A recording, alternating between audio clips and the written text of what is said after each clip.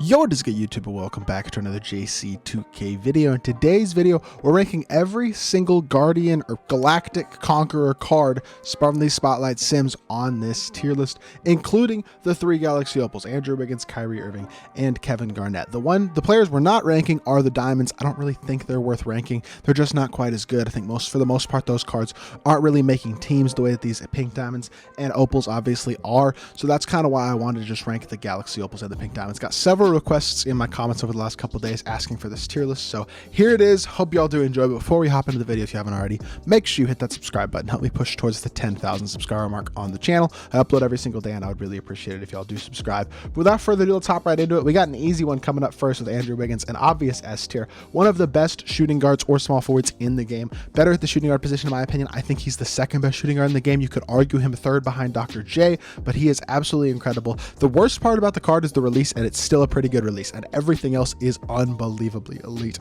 He is a great slasher. He playmakes super effectively, a great defender, amazing player build for the two. He is an incredible card. In my opinion, just a better version of Dr. J, and I think he's definitely super elite. Antoine Walker is actually going to go D tier for me. I don't love this card. He's a good shooter, but his release I don't think is great. And besides shooting, he's just not that great in any other specific area. So for me, I think he's a D tier type of guy. Lanier, on the other hand, is actually pretty decent. You don't think of Bob Lanier and think really good 2K card. Rest in peace, he died recently. But 6'11 with a 7'2 wingspan, can play power forward, good finisher, good defender, can actually shoot the three. 72 shot three isn't great, but he can at least somewhat shoot it, and he's got a couple shooting badges. And then you can add a couple badges like slippery off ball, great machine guard up if you want to as well. Bailout and break starter are necessary on him, but release is actually not that bad, I don't think. I don't know exactly how good this Pirtle release is, but I don't think it's terrible. And he's got the MJ dribble style, so he's not a great card, but he's definitely not terrible. Now, this next card is Carlos Boozer, who's also probably C tier. I think that's fair again for Boozer. Honestly, very similar to Lanier in a lot of ways.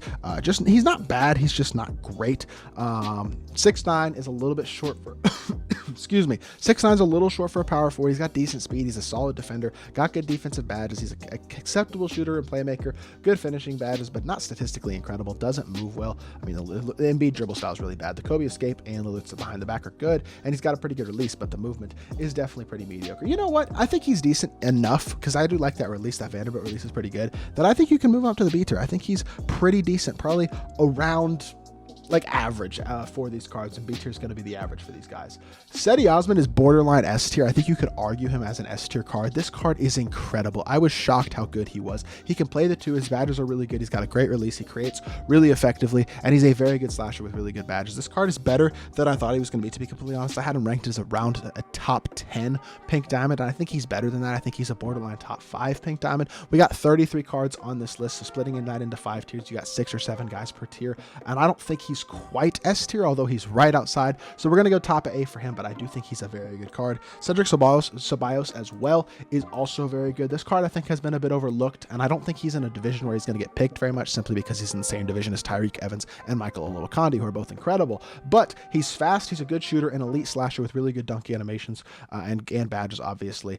Doesn't have limitless range, which is the one main badge he's missing, as well as Agent 3, but he is a pretty solid defender as well, with Hoff, Clamps, and Menace, Gold Anchor, decent release, MJ dribble style, Steph behind the back, normal leaner. Pretty darn good card. I just don't think he's going to get picked that much. Chris Mullin, again, I think is right around average to slightly below average. We're going to put him in C. He's a knockdown shooter and a decent defender, but his release isn't incredible. He's not a great slasher. He's not an elite card. Dan Marley, I do think, is pretty close to an elite card, though. I think he's high B to low A. Like, I think he is honestly very solid. In fact, I'd say he probably goes A tier, because this card is kind of a better version of what Chris Mullin could be, in that he's a better defender than Mullin. He's got really good defensive hoffs, anchor and challenger, interceptor are super nice. Hoff, limitless range, good speed. He's a decent dunker, no limitless takeoff or posterizer, but good release, MJ dribble style, moves well. He's like Mullin, except better defensively, better release, slightly better slasher. I think he's a better version of a guy like Chris Mullin. DeAndre Hunter was a card that I was honestly pretty high on paper, but I think he's about average because his release isn't that great. Outside of the release, he's really good. He's 6'8" and can play the 2, but I still think I can't put him higher than B tier. Another guy who's going to slot in at high B tier for me personally is going to be Del Curry. Really good release and moves well, but he can't really slash all that great, and he's only 6'5". He's not an elite defender, so the lack of slashing ability and the fact that he's not an incredible defender is enough to knock him down to B tier, despite the fact that he is an incredible shot creator. I'm going to put Dennis Johnson in S tier. Y'all are going to call me crazy maybe. No, I'm not. I'm going to put him in high A just next to Cedi Osman because I don't know if he's better than Cedi Osman, to be completely honest. But he is really good. 6'4", so he's a little bit small, but he can play PG. He's got Hoff Anchor in addition to a ton of other Elite Hall of Fame badges. He's got amazing dunk animations, elite slashing ability, some of the best SIGs in my team with the Steve Francis size up, Lillard behind the back. I think it's the De'Aaron Fox size up, Lillard behind the back. But I was really impressed with this card when I did gameplay on him. I think he's really good. He just doesn't have elite shooting badges or stats, but he's got a good release as well. So he can knock down the open three. He's just not going to be an elite 300, but everything else he does really well, and he's the best defensive short PG in the game by a mile. So definitely another really, really solid card. Another guy who's probably borderline A tier to high B, I'm going to go high B again because I think he's on a similar level to Dell, is Dylan Brooks. I don't know how this card's releases. I have not used him as of yet. I may be able to get y'all a gameplay with him on the same day while seeing this. Potentially, we'll see, because I may be getting a few more of these pink diamonds for gameplays. But 6'6" with a 6'6" wingspan. He doesn't have a great wingspan. He's got gold limitless, good playmaking badges. Hoff Anchor, Challenger, Clamps, Glove, and Interceptor are incredible defensive badges. He's a tiny bit slow though. Gold limitless, takeoff, and posterizer are good though. 95 driving dunk. He's a good shooter. I'm going to assume the release is good. I'm going to put him in A tier. If the release isn't good, you could move him down a tier or two, but based on the stats and badges, he really is very good. He's kind of honestly better than Dan Marley. So I'm actually going to move Dan Marley down just a little bit, but I think that's probably pretty fair to put Dylan in A tier. Dorian Finney-Smith is yet another one of those guys that's really good. We're getting a lot of these pretty darn good ones out of the way pretty early, and Dorian Finney-Smith goes A tier for me as well. 3 and D guy, has gold limitless, elite defender, very good slasher, good size. He's a very, very good card at the small forward position. Jamal Murray, as much as it pains me to say this, is actually one of the worst cards on this list, to be completely honest. Like, just not a very impressive card. Release on slow hurts him. His SIGs are not that good. He could have been really, really good if they'd improved him, but the fact that he has his release on slow and the vast majority of these cards actually have their release on quick is kind of weird to me. I gotta say, I'm not a huge fan of that, so it hurts the card big time, and he does go down in the D tier for me. J-Kid's gonna go high C. He's like Dennis Johnson without the elite playmaking ability. He's got Hoff Limitless, which is really nice. He's a better shooter, but I don't love his release. I do think he's pretty good, though. I think he's very, very solid. Probably one of the best cards in C tier, but still a little bit low for me because of that. And at only 6'3", Kenny Smith, is going to go down in the D tier. As much as I think Kenny's not a horrible card, he's just a little bit small and only 6'3", and hurts him on both ends of the court just a bit. He's a very good slasher, though, which is nice, but still, I got to put him down in the D tier. KG. Do I even have to mention this? He's the best power forward in the game. In my opinion, the second best card in the game. The final collector or final reward for this set is a guy who's 100% worth grinding for, and that is what you love to see. Card is the best card at his position, one of the best couple cards in the game. Easy S tier. He's an incredible option. Kirk Heinrich is also around average. Kirk is not a horrible slasher. Actually, he kind of has semi-decent dunking, which is nice, and he is 6'4". He's got a 75 driving dunk. Doesn't have limitless takeoff or posterizer, but you can dunk pretty consistently with that. Gold limitless, solid playmaking, no Hoff handles for days or quick first step, which is kind of annoying, but he's a very good defender, and he does have a pretty good release and decent-ish SIGs, so he's pretty good. I think B tier is probably pretty fair. Honestly, he and Jason Kidd are like, you could almost move J Kidd up and move Kirk down simply because I think Kidd has slightly better dribbling animations. Let's check and see real quickly how Kidd compares to a guy like Kirk Heinrich. He's 75 driving dunk as well. Okay, so they have the same driving dunk. Movement-wise, this moving crossover Lillard hurts, but the release is probably slightly better for Kirk. Kidd's shooting badges are a little bit better as well as his playmaking badges. I'm just going to put them both in C, to be completely honest. I think they're very, very similar cards, and I think that's a fair spot to put them. Kyrie is going C as well for me, and I think people are going to say, oh, that's a little crazy, but Kyrie is not that good. Kyrie cards are never that good in 2K because, number one, he's kind of small, 6'3", and he's not a great slasher, 60 driving dunk. Even if you add limitless takeoff and posterizer, he's not going to be a super consistent slasher. Obviously a great shooter and playmaker, but defensively he's not elite, and his jumper is not incredible. His size up is kind of His full court SIGs aren't great. His dribble style is really good, but he's not that good, to be completely honest. I really do think C tier is very fair. I'm not even sure I'd take him over a guy like Jason Kidd or Kirk Heinrich. I think it's really close between these three. I think C tier is legitimately fair for Kyrie.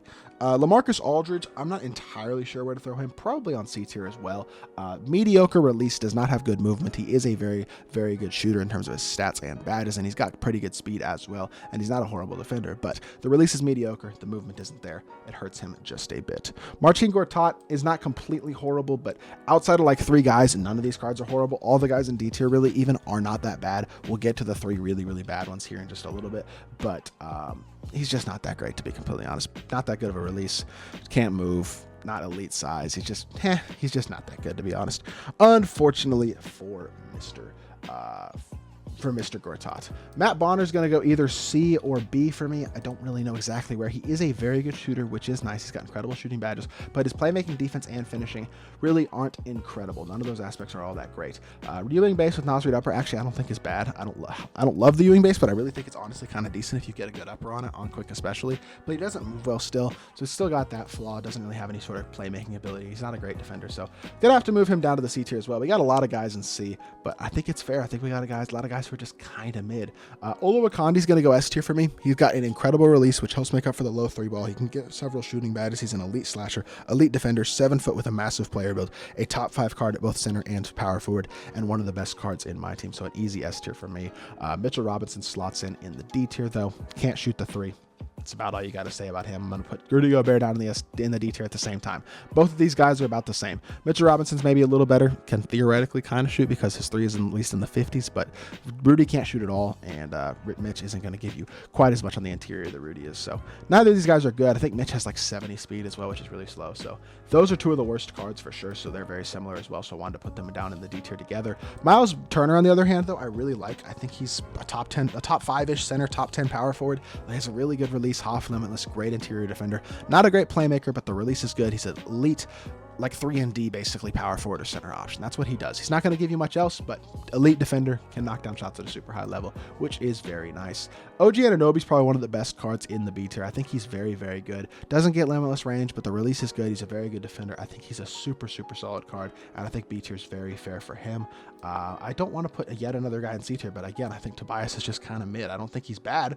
I think he's good enough to be B tier. I think I'll take him over the guys in C tier. He's solid. He's just not incredible. When you look at the card, he doesn't have incredible speed. I think it's only like an 86. He does have a very good release, great shooting badges. The defensive badges are all good on gold, but they're not incredible. But he is 6'9" and can play small forward, so he's got pretty good size. And like I said, release is really good. Just the dribble style basic hurts for sure. And he's not super fast, but incredible shooter still. I definitely wouldn't take him. I mean, OG Anunoby and Tobias are definitely not on the same level, but you kind of got to put... I'm moving OG up. I'm moving OG up to A. I think that's fair because I really do think he's pretty damn good. And I'm actually going to move Jetty Osman up to S as well because he is an absolute dog. Speaking of A tier, Trevor Ariza, monster on both ends of the court. He's got a really good release. He's a great defender. He's an elite slasher with half limitless takeoff and posterizer. I just wish, in all honesty, that he could get a couple more badges that he doesn't have, but he's very, very good. Like, he's not missing really any crucial badges, I should say. I don't know if that's even really a valid complaint. I got to look real quickly. Agent 3 would be nice. He doesn't have normal fade. He doesn't have brick wall. So there's a couple things that are like, eh, and not having that normal fade's annoying because his release, while very solid, I wouldn't say it's like insane, but he's a very good shooter. He's got gold limitless, half clamp breaker, quick first step, very good slasher. He's a very good card, just I don't think he quite cracks the S tier for me personally currently. But Tyreke Evans does crack my S tier for sure. Love this card. He's one of the better point guards in the game, legitimately. I think you could argue him being as good as the third best point guard in my team right now. He is really, really good. Moves well, great slasher, great safe dunks, great size of 6'6" with a massive player build, versatile defender, really, really good card. Udonis Haslem is 6'8", can only play power forward as his shortest position, and he can't shoot the ball. That's like the easiest D tier in the world. Vin Baker is actually not bad though, I will say that. Like, he's actually pretty decent, which I think is a little bit of a surprise to people because you wouldn't think of Vin Baker as being this great card, but he's really not that horrible. Although, is he good enough to go B tier? Am I gassing it just a little bit with that? I could swap him and a guy like Jason Kidd out and move J Kidd up. He's got decent speed. He can shoot. He's got really good defense and interior badges. What's the SIGs looking like? MJ dribble style. That's good. Paul Millsap base is kind of good. He's got normal fade. Yeah, I think he's good enough. I think we can keep him in the B tier. And then our final guy is going to be Wes Unseld, who I'm also going to slot into the B tier. I think Unseld, even though he is undersized at only 6'7", the afro that he has makes him look closer to 6'9", which is better. And he's going to be able to shoot the ball at a very high level with Kobe base, which is obviously exceptional on quick, MJ dribble style, normal leaner, very, very good defender. He's got half clamp breaker and quick first step as a power forward, and he's a very solid slasher as well, with all the slashing badges you could ask for. So Unseld cards are good every year in 2K, and this year is no different. And I think B tier is fair for him as well. So this is going to be my final tier list of every single Guardian Galactic Conquerors. I can't speak. Why do I keep using the word Guardian? But of every Galactic Conqueror card that they dropped yesterday or a couple days ago in my team. So yeah, hopefully y'all did enjoy the video, and let me know what y'all think of my tier list down in the comment section down below. If you do enjoy the video, make sure you hit that like button, leave a comment, and subscribe, and I'll be back with more 2K content very, very soon. I appreciate y'all. Peace.